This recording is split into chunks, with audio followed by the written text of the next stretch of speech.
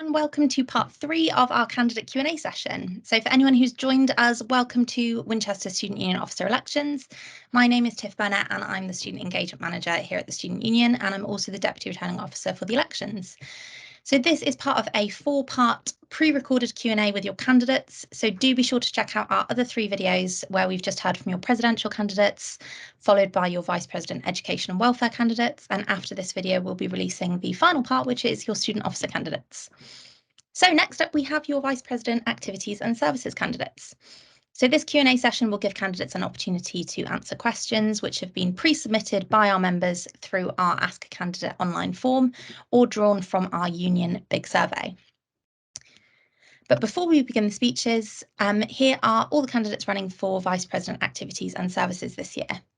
So we have Emily Jane Aldridge-Snell, Harry Jones, and we also have R.O.N running as a candidate in all the elections, which stands for Reopen Nominations. And as we've said, if you've been watching the videos so far, please do remember that we use the single transferable voting system for our elections, which means you can rank candidates in order of your preference, including R.O.N. So for the Q&A, the order for candidates to answer the questions has been chosen at random. So candidates, your first question is, how will you promote EDI, so equality, diversity and inclusion, work across both the activity zone and the services zone? And Harry, if you could start off by answering that question for us. So I'd like to encourage the representational networks to work with groups within the activity zone, as well as the services zone, running events, that sort of thing, in order to promote engagement and awareness from their members, as well as from other members of the union. As well as this, I'd like to encourage continued participation as campaigns such as Rainbow Laces, that sort of thing, for other underrepresented groups. And Emily? So I would continue work that has been done previously this year with our inclusion reps. So they are now mandatory, highly advised with all of our activity groups, and they are massively EDI trained through us and the university. So I would promote them out to activity groups again in the elections and ensure that every activity group is really pushing these out because they are super important to promote equality, diversity and inclusion. I would also continue with the campaigns such as Rainbow Laces, Show Racism the Red Card, This Girl Can, Movember, everything like that, which sits in a bigger campaign that will be happening later on in the student union. I would also ensure that we're having more varied events within the services zone, as I'm aware that not everyone is a big drinker, things like that, just to make it more inclusive to all. And I'd also continue the Say No to Initiation campaign just to ensure that there is equal inclusion throughout. Both. So the next question is, what specifically will you do to encourage sports teams and societies to better engage with students from underrepresented groups? And Emily, if you could answer that question for us. So I would plan to set up an activity zone committee where we have representatives from sports teams, societies and representational networks, so we can get people around the table and then they can collaborate there and get the representational networks really putting their voices across to all of our sports teams, societies, and a bit of collaboration and intersectionality. Again, I would really push the inclusion reps as they are trained to how to sort of involve underrepresented groups and how to be very inclusive, and just to really encourage collaborative work across all of our activity groups. And Harry? I'd like to encourage sort of guest speakers. I believe the day we did with Aaron Phillips earlier in the year was really good, as well as obviously pushing the inclusivity reps within the sports teams. And I'd like to encourage stronger links between the sports teams and societies and the representational networks, in order to really sort of make some pathways where it's easier to transfer between those two groups, sort of as a direct link between the two. Lovely. So your next question this evening is, the cost of living crisis will continue to affect students in the coming year.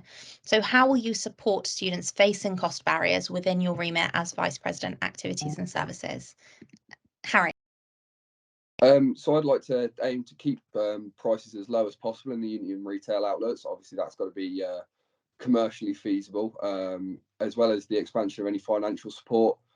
Students who are unable to afford participating in sports teams and societies, as well as raising awareness of these schemes, because I know a lot of students aren't aware these schemes are available, just to really push on continue students' extracurricular activities, even if they are struggling financially. And Emily? So I would do a much bigger push on the participation fund that was originally created by a predecessor of past vice president activities to ensure that students that have additional barriers, such as low income households and things like that, aren't disadvantaged. But I'd look to expand that to also cover the cost of living crisis, as it is a massive barrier to student participation this year. I would also look at getting more sponsorships for our sports team societies and representational networks that will help reduce the like kit costs, especially for our sports teams, as well as sort of covering extra things for our societies and representational networks.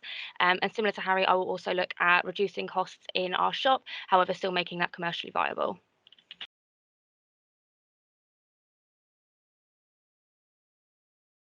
Lovely.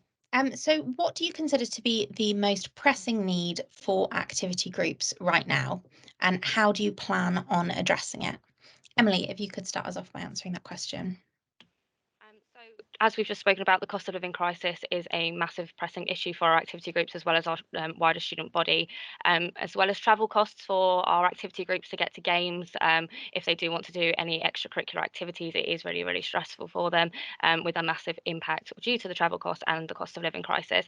So, like I mentioned, I would increase the participation fund and bid the university to put a bit more money into that to ensure that students are getting the extra help that they need, as well as pushing our development fund that we have for our activity groups. Engagement as well, I believe, can be quite an issue for our activity groups. It does tend to drop off throughout the year. So hyping up sort of refreshers fair and putting a lot more promotion into that, as well as throughout the year with all of our various activity groups. And Harry?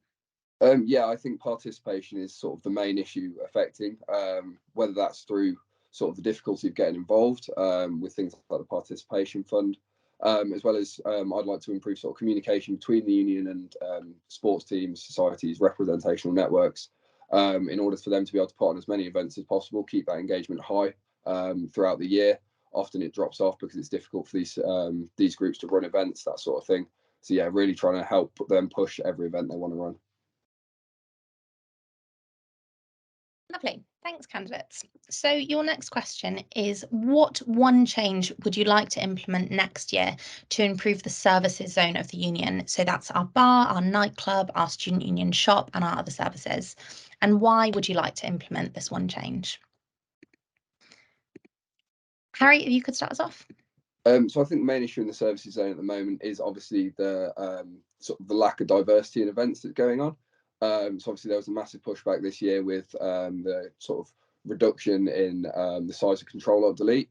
Obviously events have to remain commercially viable, but I'd like to sort of make a more diverse group. So rather than having sort of one event that happens on a Monday and it happens every Monday, I'd like to change that so there's more sort of representation across all student interests. So it might be sort of one event. An event runs once each month to keep everything fresh and help all students sort of get involved around the union. And Emily?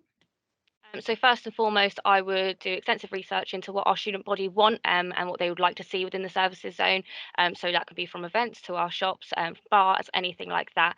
Just getting the student impact and feedback into what they would actually like to see their services zone look like. I would also look to run sort of cheaper cost events, especially within our freshers period, as that can be quite a big impact to students, especially with the current cost of living crisis. So I'd look into cheaper events, like Harry said, more diverse events, and ensuring that we are putting on events that our students do want to see. We have also received quite a lot of student feedback in terms of having more essentials in the shop and having it obviously cost effective. So I would also look into sort of reshaping our shop into having more essentials and it being more value to students. Lovely. So the next question has been submitted by one of our history students who would like to know, how will you promote all societies equally on your social media accounts? Emily, if you could start us off. So something that has already been implemented this year that I would like to continue is activity group in the spotlight. So our activity groups can apply to do this. It's just a first come first serve basis, and they do a takeover of the Instagram. It's just to boost engagement and participation within that particular activity group. So I'll continue that and ensure that it is fair across all of our activity groups. So offering out to sports teams, representational networks, and societies. And Harry? Yeah, I think as Emily said, the society takeovers, representational network takeovers on the Instagram are really powerful. I'd also like to promote more non-competitive sports events on our social media platform. I know a lot of those guys feel really sort of underrepresented. There's a big focus towards box teams. However, I'd like to sort of push more non-competitive sports, because not everyone, not all students are interested in the sort of high-level competitive sports. So really making those societies feel valued as part of the student body be really helpful. Excellent. Candidates, your next question is, what is your position on relationships with local organisations and the community? If elected, what will your priorities be in relation to this? Harry, if you could start us off. Yeah, I think building relationships with the local community is really important. Obviously, it allows us to do a lot more things outside of the university campus. I'd really like to build these, especially between the sports teams, with the use of local facilities, that sort of thing, as well as the representational networks and societies being able to run events off campus. Obviously, they've got a much broader range of facilities in the local area than what we have on campus. So building those links will really help with everyone being able to participate in the events they want to see. And Emily? Yes, so I think that having positive relationships with local organisations and the wider community is so important. Students obviously sometimes get a bit of a negative view from residents around the university due to noise pollution, things like that. But our students do incredible things, so it is really important that we showcase this with our students to the local organisations and the community. So, for example, a lot of raising and giving happens through charities that are in the local community and the wider Hampshire area as well. So we do already have a well-established connection with charities, and I would just look to boost that and get a little bit more intersectionality with them coming onto campus, and doing a little bit more face-to-face with our students in terms of raising and giving. And we also do have some incredible relationships with businesses in town through our sponsorships of sports teams, and I know that is really sort of helpful for them in terms of money and to have a really good relationship with the local community. So I would look to continue that and develop it as much as we possibly can. Again, help with the cost of living crisis, but it also gets that positive view of our students out there, as well as supporting local businesses in this very much needed time, as well as community action. So, for example, we have done litter picks in the past, which put out a very positive view of our students and the incredible work they do. So look to continue and develop that. Thank you, candidates. So next up, we have the question about committees. So how will you ensure that committees are effectively trained and supported throughout the academic year to lead their activity groups? Emily, what's your response to that question? This year, we have made strides already within our activity group committee trainings, and with the introduction of buck-specific training, and it's probably the most detailed training that our activity groups can get. But I would love to implement a little bit more with a committee handbook, so that there is also always something that our students can refer back to, and they've just got a hard copy of what is expected of them, rules and things like that, just to save them sort of getting a little bit stressed and overwhelmed by their roles and responsibilities. They always have something there to refer back to. As well, something that's been introduced this year is committee roundups. So I would continue that fortnightly to get out to all of our activity group committees and with important information that they need to be aware of, which helps them be effective and supportive within their committee role. And it was all out to continue our catch-ups that we have implemented as well this year to get everyone in the room, do a quick refresher and get across any information that they need to be aware of. And Harry? I'd really like to continue current committee training as it is. I think there's a lot of really good detail in there. However, I'd also like to run optional leadership training and team building workshops, as well as inclusivity training that committees already receive, just because the people who are on those committees really they've taken the opportunity to develop their skills and help out their peers. I'd really like to be able to train them up, help them to really sort of go really much deeper in that role, really explore lots of the opportunities that are available. Lovely. So your next question is, there's often a negative perception from students in relation to union activities and drinking culture. What actions will you take to change this perception? Harry? I'd really like to continue with the Best Bar None scheme that we already run. I think that really helps students feel safe both in on-campus facilities and around the town. Also, the safety bus scheme, I'd really like to expand that. That often will help build a relationship with the local community as well. Students getting home safely and respectfully is sort of the main priority, not sort of interrupting those people who aren't involved in those events and people around the area. And Emily? I think it's key to put across that although we do run various events within the union, they aren't all drink-orientated events. So I would look to develop and advertise a little bit more widely our non-drinking orientated events, such as our weekly quiz. I would also look to continue the Say No to Initiations campaign that ensures that all of our students are comfortable and aware that they are able to say no and that we don't endorse initiations at the student union. And as well, I would also sorry, I forgot my point. Yes, I would like to continue that scheme. And as well, we have a campaign that we run called Silent Students Happy Homes, which encourages all of our students to walk home quietly from the venue, and which then again also puts out a positive image of them to the local community as they are being respectful on their journey home from our events. Lovely. So your final question this evening, candidates, is a scenario-based question. So you've just come out of a meeting where you've advocated for students in relation to the need for more facilities. You feel that this is a vital issue for students. However, it seems that this is unlikely to move forward. What are your next steps? Emily.